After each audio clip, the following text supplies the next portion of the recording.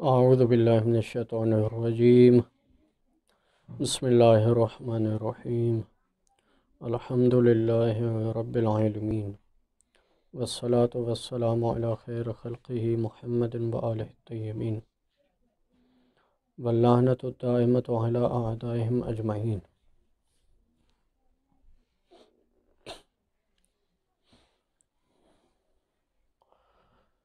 الامر التاسع استعمال المشترک فی اکثر من معنی۔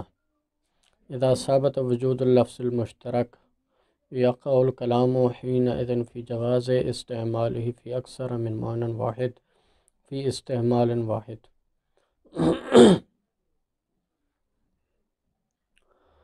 آج ہم الموجز فی الاصول سماحت الشیخ آیت اللہ جعفر سبحانی صاحب کی کتاب ہے، اصول فقہ کی کتاب ہے۔ 10واں درس ہے ہمارا امر تاسع مقدمات میں سے۔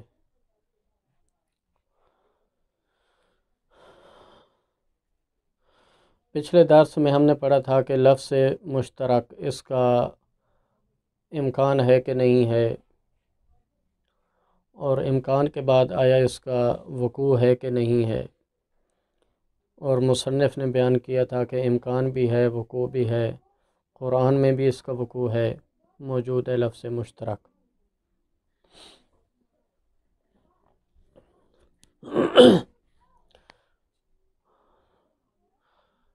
اس درس میں یہ بحث ہوگی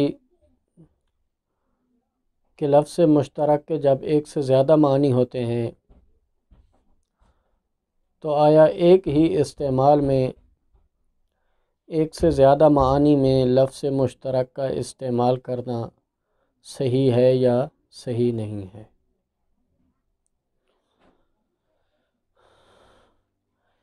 ایک استعمال میں، ایک استعمال سے مراد یہ ہے کہ مثلا میں کہوں رأیت عینن تو بالاستقلال دو معنی میں مراد لوں، لفظ ایک استعمال کروں عینن لیکن معنی دو مراد لوں کہ میں نے عین باقیوں کو بھی دیکھا، عین جاریہ کو بھی دیکھا، تو یہ ہو جائے گا بالاستقلال دو معنی میں مراد لیتا ہوں، تو اس کو کہیں گے کہ ایک ہی استعمال میں نے دو معنی مراد لیے ہیں۔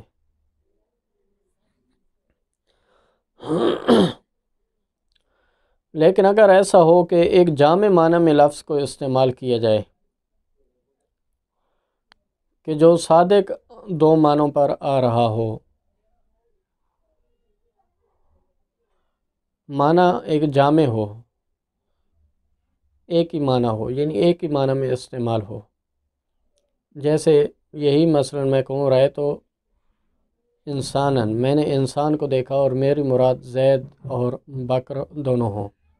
یعنی میں نے ایک جامع معنی میں لفظ کو استعمال کیا اور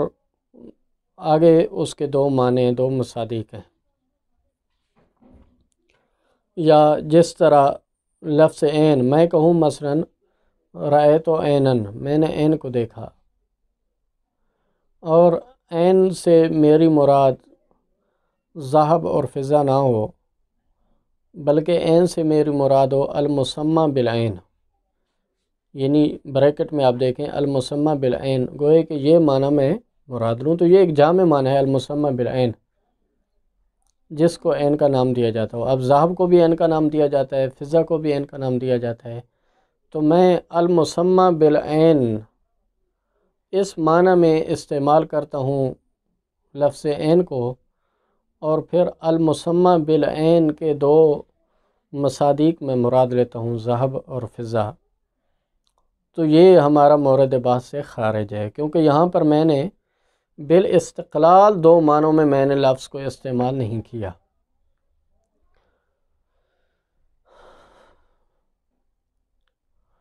تو یہ در حقیقت ایک سے زیادہ معنوں میں استعمال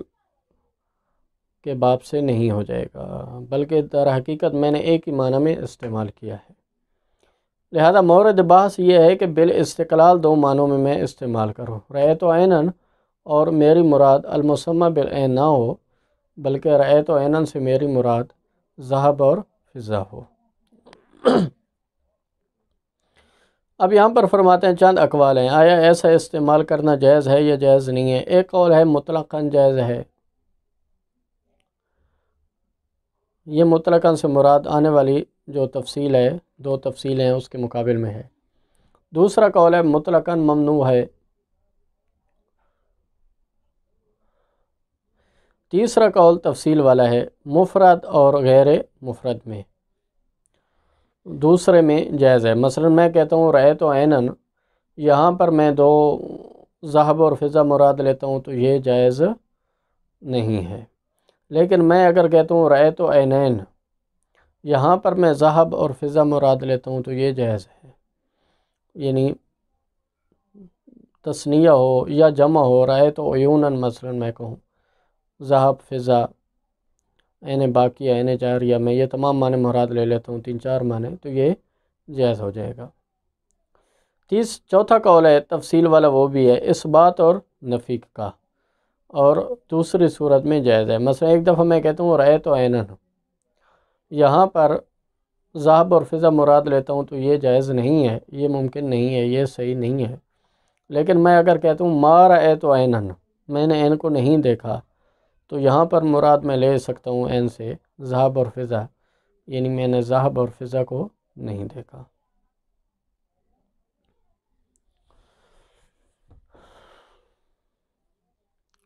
وَالْحَقُّ جَوَازُهُ مطلقاً، مصنف فرماتے ہیں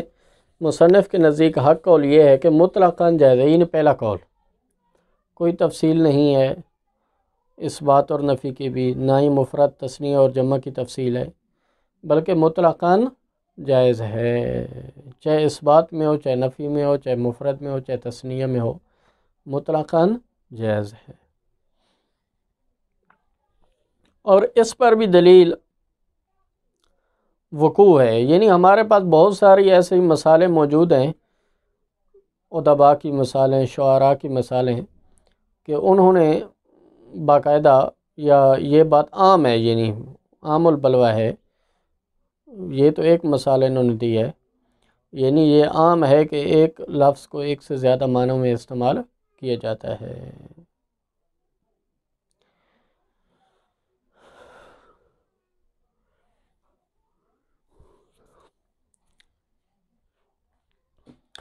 فرماتے ہیں اذا ثبت وجود اللفظ المشترک، جب سابق بحث میں لفظ مشترک کا وجود ثابت ہو گیا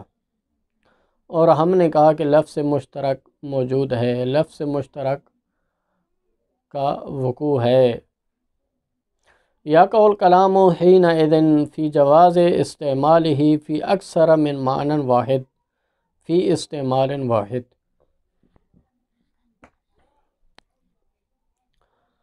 تو یہاں پر دوسری بحث یہ ہوگی کہ آیا لفظ مشترک کا استعمال کرنا صحیح ہے ایک سے زیادہ معنوں میں،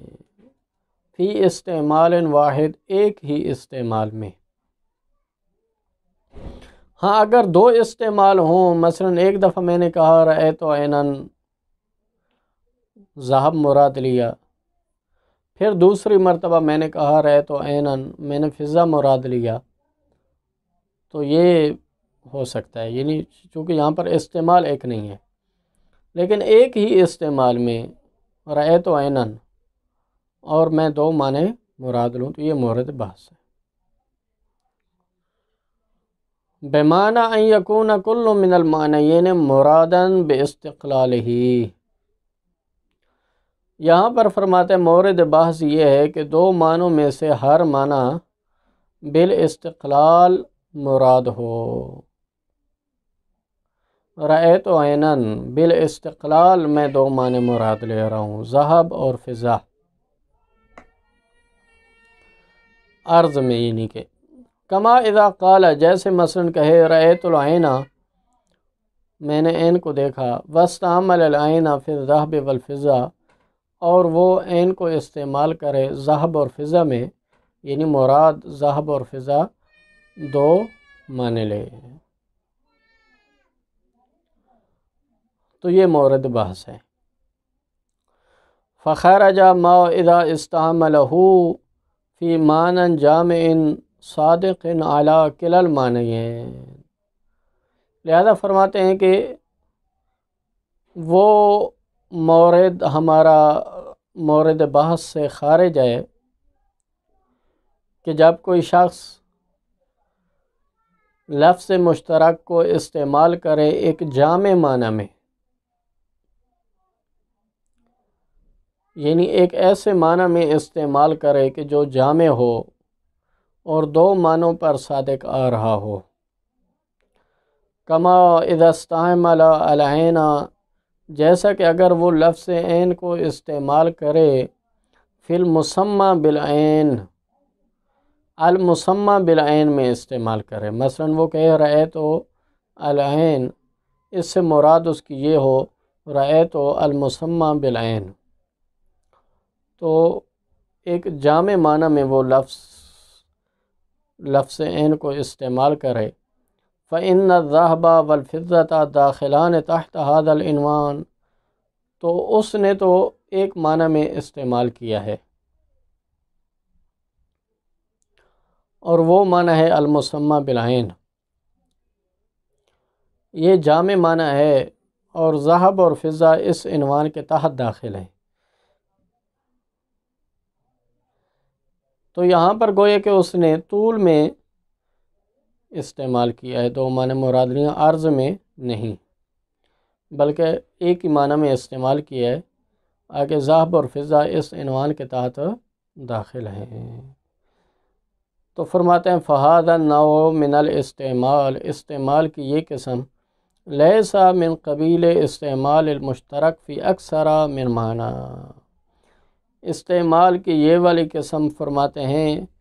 یہ اس باب سے بھی خارج ہو جائے گی کہ لفظ مشترک کو ایک سے زیادہ معنوں میں استعمال کیا جا رہا ہے، بلکہ یہ اس باب میں داخل ہوگی کہ لفظ کو ایک معنی میں استعمال کیا جا رہا ہے،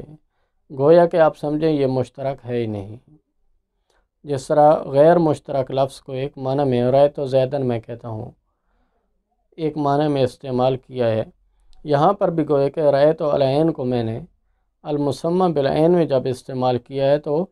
یہ اس باب میں داخل ہو جائے گا کہ میں نے لفظ کو ایک معنی میں استعمال کیا ہے۔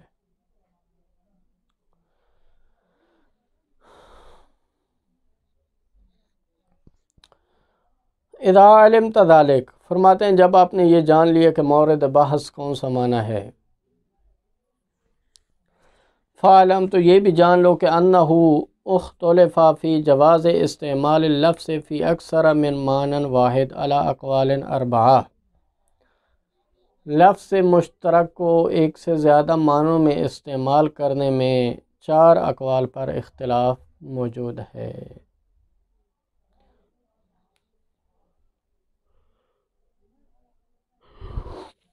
پہلا قول ہے الجواز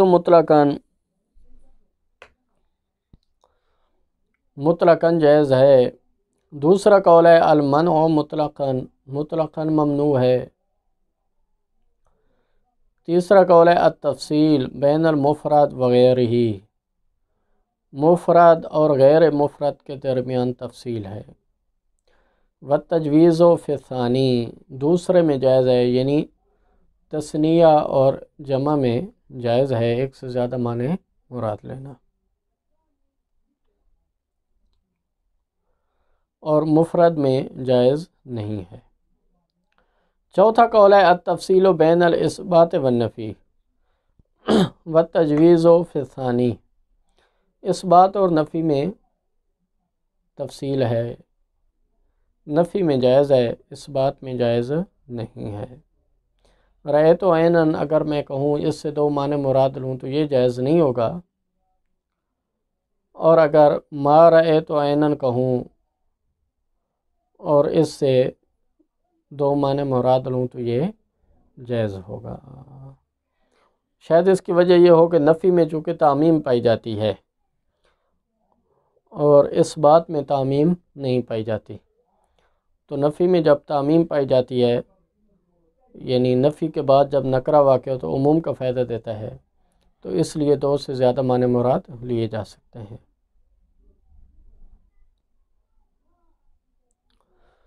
فرماتے ہیں وَالْحَقُّ جَوَازُهُ مطلقاً، حق قول یہ ہے کہ مطلقاً جائز ہے۔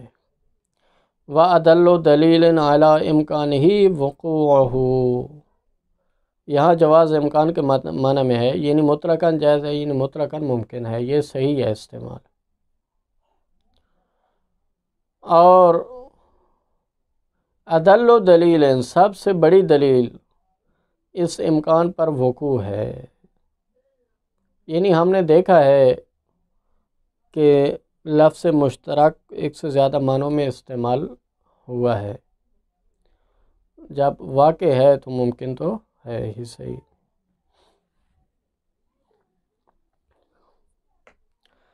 وَيَجِدُ الْمُتَتَبِّعُ فِي كَلِمَاتِ الْأُدَبَاءِ، جو شخص بھی متتبع ہے، مہم جو ہے اور تحقیق کرنے والا ہے، محنتی ہے، تو وہ دیکھے گا کلمات ادباء میں نماذج من هذا النوع فی الاستعمال، استعمال کی اس قسم کی کئی نمونے دیکھے گا، کئی حالات دیکھے گا۔ جس فرماتے یقول الشاعر فی مدح النبی صلی اللہ علیہ وآلہ وسلم، پاک پیغمبر صلی اللہ علیہ وآلہ وسلم کی مدح میں شاعر کہتا ہے المرتمی فی الدجا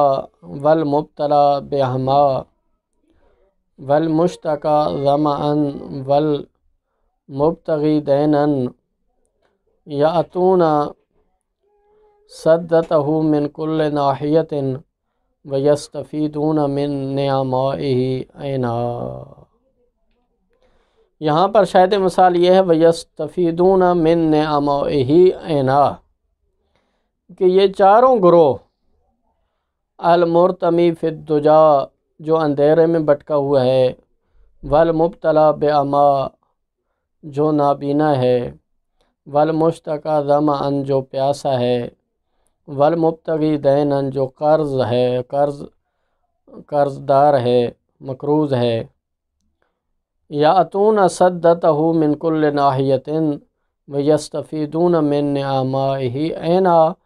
تو وہ ہر طرف سے آتے ہیں اور پاک پیغمبر صلی اللہ علیہ وآلہ وسلم کی نعمات سے عین کا استفادہ کرتے ہیں۔ تو یہاں پر لفظ عین کو شاعر نے گویا کہ چاروں معنوں میں استعمال کیا ہے، یعنی عین کا استفادہ کرتے ہیں نعمات میں سے۔ تو فرماتے ہیں فاستخدم الشاعر لفظ العین، اب شاعر نے لفظ عین کو شمس میں بھی استعمال کیا، بصر میں بھی استعمال کیا، مائے جاری میں بھی استعمال کیا، اور ذہب میں بھی استعمال کیا۔